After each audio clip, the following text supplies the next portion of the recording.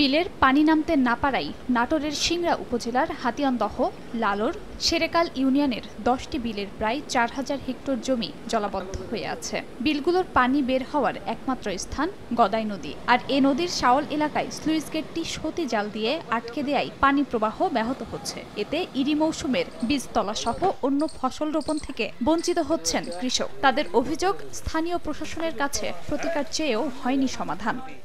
Switch gate করে আমরা খুব বিপদের মধ্যে আছি। কমপক্ষে 10 বছরের উপরে এই সরকারি আসুক, প্রত্যেকের কাছে আমরা আবেদন জানাই, আমাদের এই জিনিসটা কেউ দেখে না, সমাধান করে দেয় না। ইরির আবাদ ছাড়া কোনো আবাদ হচ্ছে না, বিলে পানি বাড়ানোর মতন কোনো পরিস্থিতি নাই। লিজ গ্রহণকারী মাছ ব্যবসায়ীরা বলছেন, বেশি স্রোতে মাছ ধরা সম্ভব না, তাই পানি নামার গতি ধীর করা হয়েছে। আর লিজ প্রদানকারীদের দাবি, পানির নিচে থাকা খালটি সহ নদীপাড়ের জায়গা তাদের পূর্বপুরুষদের।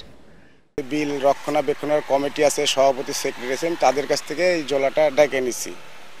নেওয়ার পরে এই বিলের পানি জাল দিয়ে মাছ মারার জন্য আমি বের করতেছি। মসজিদের নামে আমাদের দাদারা দিয়ে যায়, আর পানি নিষ্কাশনের জন্য বিলের মধ্যে জলাবদ্ধতা থাকে, পানি বদ্ধ থাকে, আবাদ হতো না। যার কারণে তারা এই মানুষের জমির উপর দিয়ে সবার কাছ থেকে অনুমতি সাপেক্ষে পানি নিষ্কাশনের জন্য এই খাল খনন করে। উপজেলা কৃষি কর্মকর্তা জানান, জলাবদ্ধতার কারণে চৈতালি ফসল থেকে বঞ্চিত হয়েছেন কৃষক। আর জলাবদ্ধতা নিরসনে প্রয়োজনীয় পদক্ষেপ নেয়ার কথা জানান উপজেলা নির্বাহী কর্মকর্তা। সরেজমিন পরিদর্শন করি এবং সুইচ গেটগুলো খোলার ব্যবস্থা করি।